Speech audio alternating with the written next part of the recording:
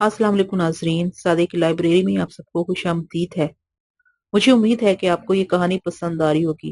अगर मेरी कहानी पसंद आए तो मेरे चैनल को सब्सक्राइब कीजिए, वीडियो को लाइक किया कीजिए, उसको शेयर किया कीजिए। तो चलिए सुनते हैं कि आगे बाजीगर में क्या हुआ। नवाब ने फिलफौर बग्गी तैयार करने का हुक्म दिया। मैंने इनकार कर दिया। इतनी रात गए नवाब सिराज अली की बग्गी सड़कों से गुजरती तो कई निगाहें उठती। बड़े दरवाजे तक नवाब खुद मुझे रुखसत करने आया। पहरेदार मेहमान आने से मेरा सामान ले आया था। नवाब ने रुखसत होते वक्त मेरी आंखों में झांक कर देखा। उसके चेहरे पर बेशुमार लकीरें खिंच गईं। वो फौरन पलट गया। गली में आने के बाद दरबार के खिड़की बंद करने की आवाज ने दूर तक मेरा ताकुब किया। मैं अंदाजे से स्टेशन की तरफ बढ़ रहा था। रफ्तार तेज थी। रास्ते में एक तांगा मिल गया। जैसा कि मेरा ख्याल था कि गाड़ी छूट चुकी होगी और मैं दिन की रोशनी में दूसरी गाड़ी का इंतजार नहीं कर सकता था। तांगे वाले ने मुझे लारी के अड्डे पर पहुंचा दिया। सुबह 6 बजे तक मैं लारी के अड्डे से करीब सुनसान जगह ठहरा रहा। ठीक 6 बजे लारी रवाना हुई, तब मुझे सुकून मिला। लारी रुकती ठहरती 10 बजे लखनऊ पहुंची। उस वक्त लखनऊ से कोई गाड़ी आगरे की तरफ रवाना नहीं होती थी। मैं फिर आगरे की सिमत जाने वाली लारियों में बैठता उतरता रहा और इस तरह फैजाबाद और लखनऊ से दूर होता गया। बरेली स्टेशन पर गाड़ी में बैठने की बजाय मैं शहर में उतर गया।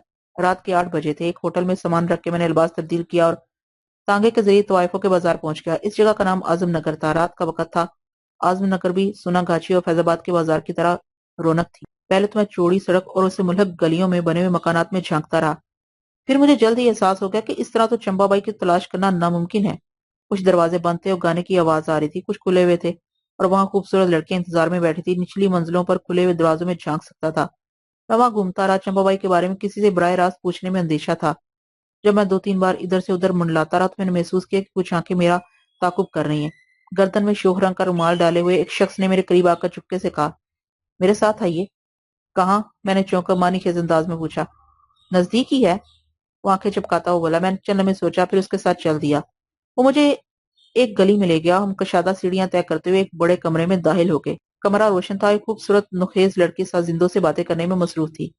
मुझे आता देखकर उसने सलाम के लिए हाथ उठाया। मैंने घबरा कर उसके सलाम का जवाब दिया। उसके पास ही एक उधेड़ उम्र औरत बैठी थी। उसने उठकर मुझे कालीन पर बिठाया। मेरा जी मितलाने लगा। मैं यहाँ गाना सुनने नहीं आया था, लेकिन अब यूं ही चले जाना अच्छा नहीं लग रहा था। औरत ने मुझे पान की गिलोरी पेश की और लड़की ने गाना शुरू कर दिया। वो गाती रही और मैं अपने आप में गुम बैठा रहा। ना मैंने उसे दाद दी, ना अपने पास बुलाया, ना रुपए दिए। उसने बेदिली से जल्द ही गजल खत्म कर दी और हैरानी से मुझे घूरने लगी। मुझे ख्याल ही नहीं रहा कि वो अब गा नहीं रही है। उधेड़ उम्र औरत मेरे नजदीक आकर पूछा, क्या सरकार को गजल पसंद नहीं आई? नसीब दुश्मनान मिजाज कैसे हैं? ठीक है, मैंने कसमुसाहट से कहा। उठ गया। जेब में हाथ डाल के मैंने 10 रुपए का नोट लड़की की तरफ उछाल दिया। वो शख्स अब भी मेरे साथ था और मेरी नापसंदीदगी की वजह पूछ रहा था। मुझे कहीं और ले चलो, लेकिन जरूरी नहीं कि मैं गाना भी सुनूं। मैं तो चेहरे देखना चाहता हूँ। चेहरे? वो ताज्जुब से बोला और मुस्कुराने लगा। अच्छा, मैं समझ गया। क्या समझे? अरे साहब, आइए मैं आपको चेहरे दिखाता हूँ। ये एक दुश्वार काम है, मगर मुझे आपकी खातिर कोई ना कोई हीला बहाना करना ही होगा। वो मुझे मुख्तलिफ बालाखानों पर ले गया। कहीं महफिल जमी हुई थी, कहीं हार सिंगार की लड़कियां गुनगुना रही थी। मुझे चंपाबाई कहीं भी नजर नहीं आई। मेरा रहबर जीनों पर चढ़ते उतरते चबूतरे फलांगते फलांगते थक चुका था। मैं कहीं टिकता ही नहीं था। क्या आपको किसी खास लड़की की तलाश है? हाँ पर वो यहाँ हाँ पर यहाँ वो लड़की नहीं है, मैंने मायूसी से कहा। उसका नाम क्या है? उसका नाम, मैंने सोचकर जवाब दिया, उसका नाम चंपा है। चंपा? इस नाम की कोई लड़की इस बाजार में है नहीं। सोच के बताओ। नहीं जनाब, इस बाजार में कौन आता है कौन जाता है मुझे सब इल्म रहता है। आपने खुद देख लिया कि अपनी याद अल्लाह सबसे है। यानी तुमने चंपा नाम की किसी तवाइफ का नाम नहीं सुना? उसने चंद लम्हे सोच के जवाब दिया, नाम तो सुना है, मगर मुझे यकीन है यहाँ बहुत दिनों से इस नाम की कोई लड़की नहीं आई। जो नाम तुमने सुना है उसका चेहरा याद है? मुझे चेहरा याद नहीं आता। मैंने उसे नोटों की गड्डी में से 20 रुपए निकाल कर दिए। इतनी बड़ी रकम देकर उसकी आंखें फैल गई। कहने लगा, ठहरिए मैं औरों से भी पूछ लेता हूँ। इस तरह मत पूछना, यूं करो, पिछले 15 दिनों के अंदर जितनी नई तवाइफें और उनकी नायिका यहाँ आई हैं उनके नाम पूछ लो। चंपा आई होगी तो खुद पता चल जाएगा। ये भी ठीक है, ठहरिए मैं अभी पूछ कर आता हूँ, मगर ये आपकी तसल्ली के लिए है। वो मुझे एक जगह ठहराकर भागा हुआ गया और 15-20 मिनट बाद मुंह लटकाए वापस आ गया। चंपा नामी एक चंपा नामी एक तवाइफ फैजाबाद में रहती है, मगर वो तो नायिका है और सिर्फ एक ही दफा बरेली आई है। वो शख्स स्टेशन तक मेरे साथ रहा। इतनी मुतस्सिल सी मुलाकात में मुझे बेहद पसंद करने लगा था और इसरार कर रहा था कि मैं 1-2 रोज और बरेली ठहरूं। फिर वो मुझे नैनीताल ले जाएगा और रामनगर के जंगलात के मनाजिर दिखाएगा। स्टेशन से कुछ फासले पर वो मुझे चाय पिलाने एक होटल में ले गया। होटल मामूली सा था। गैस की लालटेन भड़क रही थी। स्याह देचकियां चूल्हों पर बेतरतीबी से रखी हुई थी और 3-4 تپائیاں ادھر ادھر بکھری پڑی تھی. ہوٹل خالی تھا, صرف ایک مزدور بیٹھا بیڑی پی رہا تھا. چائے ہمارے سامنے آئی تو دو اور آدمی دندناتے ہوئے اندر داخل ہوئے. ڈیل ڈول میں بس غنیمت تھے, لیکن چہرے مورے سے وٹھل کے گروہ کے آدمی لگتے تھے. آتے ہی انہوں نے ایک تپائی کو ٹھوکر سے لوٹ دیا اور ہوٹل والے کو گالی دیتے ہوئے ہمارے برابر تپائی پر بیٹھ گئے. میں نے چائے کی پیالی اٹھائی ہی تھی کہ ایک نے گالی کے ساتھ میری جیب پر ہاتھ ڈال دیا. میں اس ناگہانی حملے کی تاب نہ لسکا, تپائی سے زمین پر جا پڑا. دوسرے نے میرا تھیلا اپنے قبضے میں کر لیا اور کمبل دور پھینک دیا. گرتے ہی میں نے کلا بازی لی. اس طرح میری جیب ان کی دست برد سے محفوظ ہو گئی. میرا رہبر, جس کا نام مرلی تھا, تیزی سے مجھے سہارا دینے آیا, لیکن اٹھانے کی بجائے اس نے میرے بازو اس انداز سے جگڑ لی کہ مجھے ہاتھ چلانے میں دشواری ہوئی. اسی سنا میں ان بدماشوں میں سے ایک نے میرے گال پر زور سے مکہ مارا. میری آنکھوں میں خون اتر آیا. میں نے مرلی سے اپنے بازو چھڑانے کے لیے جدوجہد کی, مگر مرلی نے انہیں اور زور سے جکڑ لیا. مارنے والے نے ایک اور ہاتھ میرے منہ پر رسید کیا اور چاقو کھول کر مجھ پر تان لیا. مرلی ان کی خوشامد کرنے لگا کہ وہ ایک مسافر پر کیوں ظلم کر رہے ہیں, لیکن اب مرلی کی چال بازی میری سمجھ میں آ چکی تھی. میں نے ایک نگاہ میں چاقو کی پوزیشن اور چاقو بردار شخص کے تیور دیکھے. دوسرے کو میرے تھیلے سے رقم نہ ملنے پر بڑی مایوسی ہوئی تھی. اس نے غلیظ گالیاں دے کر تھیلے کی طرف پھینک دیا تھا. وہ بھی اپنے ساتھی کی طرح چاقو تان کر کھڑا ہو گیا. اس سے پہلے کہ میں پنتیرا بدل کر مرلی کو اپنے آگے کرتا, مرلی نے میرے بازو چھوڑ دیے. رقم نکالو. انہوں نے چاقو کچھ آگے کر کے مجھے حکم دیا. میرے پاس کچھ نہیں, صرف سفر کا خرچ ہے. میں نے غصے سے کہا, خبردار جو ایسی ویسی حرکت کی, میں تم سب کو پکڑوا دوں گا. میں نے سوچ کر یہ جملہ ادا کیا تھا. وہ تعداد میں دو تھے اور دونوں کے ہاتھوں میں کھلے چاقو تھے. تیسرا بھی ان کا ساتھی تھا. ان پر یہ ثابت کرنا ضروری تھا کہ میں نے سادگی میں ان کے چاقوں کا زیادہ اثر قبول نہیں کیا ہے. مجھے معلوم تھا وہ چاقو مجھ سے دور رکھیں گے. ان کا مقصد مجھے خوفزدہ کر کے رقم حاصل کرنا ہے. وہ رقم حاصل کیے بغیر نہیں ٹلیں گے. رقم میں انہیں دے دیتا اگر مجھے ایک نامعلوم سفر درپیش نہ ہوتا, چونکہ مجھے آگے جانا تھا, اس لیے میں ان سے کوئی بڑا جھگڑا مول لینا بھی نہیں چاہتا تھا. ہوٹل کی جگہ تنگ تھی, یہ موجدار کی عمارت نہیں تھی. ادھر ادھر تپائیاں بھی راستہ روکے ہوئے تھی. میری نظر بظاہر ان پر مرکوز تھی, لیکن تمام اطراف کا جائزہ لے رہی تھی. خون خرابے کا موقع نہیں تھا. مجھے جلدی سے آگے بڑھنا تھا. نکالو رقم. میرے تساہل پر ایک بار پھر انہوں نے گرج کر دھمکی دی. جیب لوٹ دو ورنہ یہ چاقو تمہارے پیٹ میں اتر جائے گا. میں نے اپنا جسم سکیڑ لیا. میں نہیں نکالوں گا. میں نے ضد کی اور کسی قدر خوفزدہ نظروں سے انہیں دکھنے لگا. میرے سارے حواس جاگے ہوئے تھے. ایک لمحے کے لیے میں نے اپنی گردن پیچھے کی طرف کر لی, جیسے میں گھبرا کر پیچھے ہٹنا چاہتا ہوں. میں نے یہی تاثر دینا چاہتا تھا کہ وہ مزید خوفزدہ کرنے کے لیے چاقو والا ہاتھ کچھ اور آگے بڑھائیں. جیسے ہی انہوں نے میرے اندازے کے مطابق میرے پیٹ میں چاقو کھوپنے کا خوف پیدا کرنے کے لیے ہاتھ آگے بڑھایا, میں نے دائیں ہاتھ والے چاقو بردار کا پنجہ پکڑ برق رفتاری سے بائیں طرف کھینچ لیا. میری تدبیر یہی تھی کہ اس کا ہاتھ میری پہنچ, میری دسترس میں آ جائے.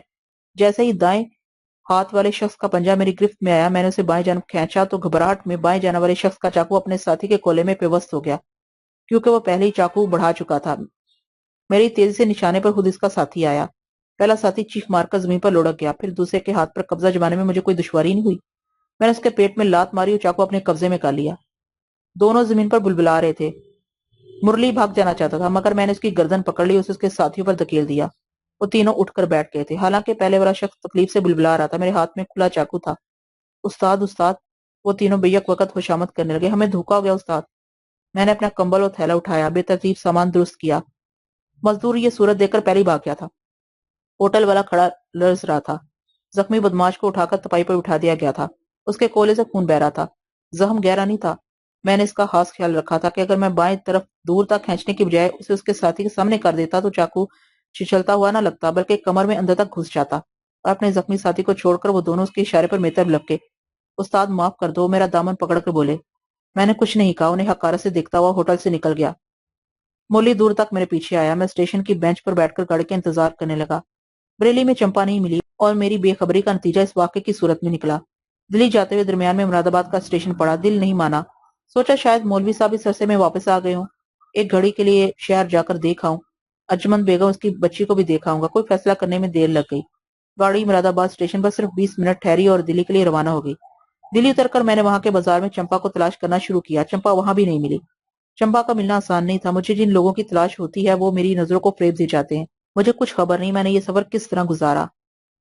میں مسافروں کی بھیڑ میں الگ تھلگ بیٹھنے کی کوشش کرتا تھا تاکہ وہ مجھ سے باتیں نہ کر سکیں. مجھے کسی کی بات اچھی نہیں لگتی تھی. سب جھوٹ معلوم ہوتا تھا. ایک آدمی خاموش رہتا ہے تو دوسرا اسے بولنے پر کیوں مجبور کرتا ہے؟ مسافروں کا اتنا خیال کیوں نہیں رکھتے؟ میں گھٹنوں میں سر دیے اپنے آپ میں گم بیٹھا تھا, مگر وہ مجھے سکون سے نہیں بیٹھنے دیتے. کہاں سے آئے ہو, کیا کرتے ہو, کیا حال ہے؟ میں ان سے کیا کہتا کہ تم میں حال سننے کا حوصلہ نہیں ہے تو کیوں سننا چاہتے ہو؟ جب کوئی اسٹیشن آتا تھا میں اتر کے مسافروں کے چہرے دیکھا کرتا تھا اور دیوانہ وار اسٹیشن کے چکر لگایا کرتا تھا، شاید کورا یا مولوی صاحب نظر آ جائیں۔ مسافر مجھ پر ہنسا کرتے تھے۔ دن کے 11 بجے گاڑی آگرہ اسٹیشن پر پہنچی، پلیٹ فارم پر قدم رکھتے ہوئے میرے قدم ڈگمگانے لگے۔ چمپا اگر اپنی بہن موتیا کے ہاں بھی نہ ملی تو پھر میں کہاں کہاں ڈھونڈوں گا، میں کس کس کو ڈھونڈتا پھروں گا؟ مجھے موتیا بائی کے بالا خانے پر اچانک پہنچنا چاہیے تھا اور اس کے لیے موزوں وقت رات ہی کا تھا۔ دن میں وہ کسی اور جگہ اور کسی اور کمرے میں چھپی ہوئی ہو سکتی تھی، لیکن رات کو محفل کے درمیان اس کی موجودگی کا امکان زیادہ تھا، اور اس کا دوسرے بالا خانے بھی اپنے اپنے کاروبار میں مصروف ہو گئے۔ دن کے وقت سب کی توجہ میری طرف مرکوز ہو سکتی تھی، گو مجھے ایک لمحے کے لیے قرار نہیں تھا، لیکن میں نے رات تک خود کو کسی نہ کسی طرح یہ وقت گزارنے پر آمادہ کر لیا۔ بریلی میں بدماشوں نے جس انداز سے مجھ پر حملہ کیا تھا وہ یہاں بھی دہرایا جا سکتا تھا۔ مجھے اپنے گرد و پیش سے بہت ہوشیار رہنا چاہیے تھا۔ مجھے اپنی ضرورت ہوٹل پہنچتے پہنچتے رات ہو گئی۔ میں ضروری تیاری کر کے جلد از جلد وہاں سے نکلا اور میں نے اپنے آپ کو پرسکون رکھنے کی ہر ممکن تلقین کی۔ ہوٹل سے میں چھم گلی کی جانب روانہ ہوا۔ آگرے کی اس گلی میں بریلی کے بازار سے زیادہ رونق تھی۔ یہاں عمارتیں قدیم طرز کی اور صاف تھیں۔ بھیڑ بھی بریلی سے زیادہ تھی۔ بہت سے بالاخانوں کے دروازے کھلے ہوئے تھے اور زیوروں سے لدی پھدی رنگ برنگے کپڑوں میں ملبوس دلہنیں بنی ہوئی نوجوان لڑکیاں اور عورتیں سڑک ہی سے نظر آ جاتی تھی۔ اوپر کے بالاخانوں کی طوائفیں جھروکوں میں بیٹھی یا کھڑی ہوئی تھیں۔ میلے کا سا سما تھا۔ پان، چائے اور گل فروشوں کی دکانوں پر لوگوں کے گروہ موجود تھے۔ جہاں گانا ہو رہا تھا وہاں کے دروازے بند تھے اور میں نے پان کا بیڑا خرید کر منہ میں چبایا، کلائی میں ہار لپیٹا تاکہ میری بدحواسی اور اجنبیت کا کسی کو احساس نہ ہو سکے۔ چمپا بائی اگر یہاں موجود ہوگی تو اس نے اپنی آمد کی خبر مشہور نہیں کی ہوگی۔ پھر بھی ممکن ہے موتیا بائی نے احتیاطاً یہاں اپنے شناساؤں کو باخبر کر دیا ہو کہ کوئی اجنبی شخص اسے پوچھتا ہوا آئے تو اسے فوراً اطلاع دی جائے۔ میں چاروں طرف نظریں ڈالتا ہوا گلی میں اس انداز سے گھومتا رہا جیسے یہاں کے تمام گھروں سے واقف ہوں۔ چمپا بائی کی آنکھوں میں میری شکل محفوظ ہوگی، میری آنکھوں میں بھی اس کی شبیہ نقش ہو گئی تھی۔ چمپا کی بہن موتیا بائی کا بالا خانہ بھی یہیں کہیں ہوگا۔ کسی سے پوچھنے کے بجائے میں خود ہی اسے تلاش کرنے کی ناکام کوشش کرتا رہا۔ اس مشکل کام کا تجربہ مجھے بریلی اور دلی میں ہو چکا تھا۔ گلی میں بار بار پھیرے لگانا بھی مشکوک تھا۔ اس تمام احتیاط کے باوجود مرلی کی طرح ایک شخص میرے پاس آیا اور رازدارانہ انداز میں بولا، کوئی خدمت ہو تو بتائیے۔ یہاں آ کر میرے پیروں میں لرزش ہونے لگی۔ مجھے بڑے بڑے وسوسوں نے گھیر رکھا تھا۔ چمپا بائی سے ملاقات ہوئی اور اس نے ابا جان اور گھر والوں کے متعلق کوئی اچھی خبر نہ سنائی تو مجھ سے اٹھا کیسے جائے گا؟ بہتر ہے کہ کچھ نہ سنوں، یہیں سے واپس کہیں اور بھاگ جاؤں۔ مجھے تذبذب میں دیکھ کر اس شخص نے دوبارہ مجھے پیشکش کی۔ میں خود کو اس کے سپرد کر دیا، مجھے مختلف بالاخانوں پر لے گیا، مگر چمپا بائی کہیں نظر نہیں آئی۔ جب ہم چوتھے بالاخانے سے اتر رہے تھے تو میں نے تنگ آ کر اسے صاف صاف موتیا بائی کے بالاخانے پر چلنے کی فرمائش کر دی۔ شوخی جان، اس کی مسکراہٹ مجھے زہر لگی۔ میں حضور کو وہی لے جانے والا تھا۔ شوخی جان پر تو ابھی پوری طرح جوانی بھی نہیں آئی کہ دور دور تک اس کی خوشبو پھیل گئی، مگر صاحب ہر وقت محفل سجی رہتی ہے، اس لیے کترا رہا تھا کہ آپ پہلے ہی کہہ دیتے۔ اس نے آنکھ مار کر کہا، آگرے کا ہیرا ہے، ایک تاج محل یہاں پہلے سے موجود ہے اور دوسرا شوہی جان کا بدن ہے۔ وہ مجھے ایک صاف ستھری کشادہ عمارت میں لے گیا، رنگ و روغن تازہ تازہ تھا۔ یہ موتیا بائی کا ڈیرا ہے۔ جب اس نے یہ بتایا تو میرے دل کی حرکت معدوم ہونے لگی۔ میں اسے کہنا چاہتا تھا، ذرا ٹھہرو، مجھے سانس لینے دو کہ میں اپنے حواس درست کر لوں۔ وہ تیزی سے زینے پھلانگنے لگا۔ زینے پر ہمارا کئی آدمیوں سے ٹکراؤ ہوا۔ شوہی جان گا رہی تھی اور دروازہ بند تھا۔ لوگ مایوس واپس آ رہے تھے۔ میرے ساتھ موجود شخص نے بے بسی سے شانے اچکا کر منہ بنایا۔ میں نے اس کا بازو پکڑ کر اسے اوپر چلنے کا اشارہ کیا۔ اب انتظار نہیں کیا جا سکتا تھا۔ اس نے دروازے پر ہلکی سی دستک دی، کنڈی لگی ہوئی تھی۔ جلد ہی اندر سے بھرے ہوئے جسم اور سرمئی رنگت کی ایک عورت برآمد ہوئی۔ اس کی عمر کوئی 40 سال ہوگی۔ موتیا بائی، نواب صاحب بہت دور سے شوہی جان کا چچا سن کر آئے ہیں، میرے رہبر نے خوشامدانہ انداز میں کہا۔ میں نے اپنی جیب ٹٹولی، چاقو موجود تھا۔ عورت نے انکار میں گردن ہلائی ہی دی کہ میں آگے بڑھ گیا اور اسے دروازے سے ہٹا کر اندر داخل ہو گیا۔ درمیان میں چھریرے بدن کی ایک خوبصورت لڑکی دلکش آواز میں گا رہی تھی اور ایک کونے میں پاندان کھولے چمپا بائی بیٹھی تھی۔ فرش پر نوٹ اور پھول بکھرے ہوئے تھے۔ محفل شباب پر تھی۔ چھریرے بدن اور گندمی رنگ کی ایک خوبصورت لڑکی تماش بینوں کے درمیان بیٹھی ہوئی گانا گا رہی تھی۔ اس کی عمر بہت کم معلوم ہوتی تھی۔ میں دروازے پر کھڑی ہوئی عورت کو ایک طرف ہٹا کر اندر داخل ہوا تو لڑکی نے اپنی پلکیں اٹھا کر ایک نظر مجھے دیکھا اور شرما کر اس پستہ قد اور تنومند شخص کی جانب متوجہ ہو گئی جو وہاں سب لوگوں سے نمایاں تھا۔ اس نے میری آمد پر برا سا منہ بنایا اور کسمسا کر اپنے ساتھیوں سے ناگواری کا اظہار کیا۔ دروازہ کھولنے والی عورت نے ناچار مجھے ایک طرف بیٹھ جانے کا اشارہ کیا۔ میں اس کی بات پر عمل کرنے کی بجائے چند لمحوں تک وہیں کھڑا رہا۔ میں نے پہلے سرسری نظر سے محفل کا رنگ دیکھا، پھر میری نگاہ چمپا بائی پر جم گئی۔ چمپا بائی پاندان کھولے گلوریاں بنانے میں مصروف تھی۔ اس نے شاید مجھے دیکھا یا نہیں دیکھا ہوگا تو پہچانا نہیں تھا، لیکن میں نے اسے خوب پہچان لیا تھا۔ اسے دیکھ کر میرے تن بدن میں آگ بھڑک اٹھی تھی۔ جی میں آیا بڑھ کر اس کا گلا گھونٹ دوں، جب تک اس کی آنکھیں حلقوں سے باہر نہ ابل پڑے اسے نہ چھوڑوں، لیکن اس طرح ابا جان تک پہنچنے کی آخری امید بھی ختم ہو جاتی۔ مجھے یہاں تک لانے والا شخص میری پشت پر موجود تھا۔ اس نے ٹہوکا مار کر مجھ سے آگے بڑھنے اور بیٹھ جانے کی درخواست کی سرگوشی میں کہا، یہی کتالا شوہی جان ہے، ذرا قریب جا کر دیکھیے پنڈا کیسے دمک رہا ہے۔ چمپا بائی کے ساتھ ایک اور عورت بھی بیٹھی تھی، وہ شاید اس کی چھوٹی بہن موتیا بائی تھی۔ دونوں کی شکلیں ملتی جلتی تھی۔ موتیا نے بھی مجھے دیکھ لیا تھا، لیکن جب اس نے یہ محسوس کیا کہ شوہی جان کی بجائے میری نگاہیں مسلسل اس کی بہن چمپا بائی پر مرکوز ہیں، تو اس نے سہمے ہوئے انداز میں چمپا کے کان میں کچھ کہا۔ چمپا نے ہڑبڑا کر دروازے کی جانب دیکھا، گلوری اس کے ہاتھ میں جیسے جم گئی۔ اس نے بدحواسی میں موتیا سے کچھ کہا، دونوں بے چین ہو گئی۔ موتیا نے پاندان جلدی سے اپنے ہاتھ میں لے لیا۔ چمپا اچھل کر کھڑی ہوئی اور تیزی سے دائیں جانب کے کمرے کی طرف بڑھی، لیکن اس سے پہلے کہ وہ دروازہ بند کرتی میں محفل عبور کرتا ہوا سیدھا اس کے کمرے میں داخل ہو گیا۔ کمرے میں ایک دوسرا دروازہ بھی تھا۔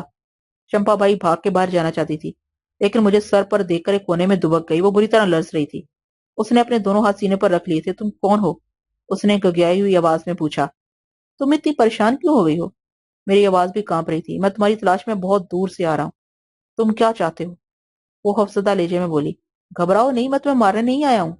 میں نے نفرت سے کہا، مجھے صرف ایک بات بتا دو کہ تم نے فہمیدہ کو کہاں سے حاصل کیا تھا؟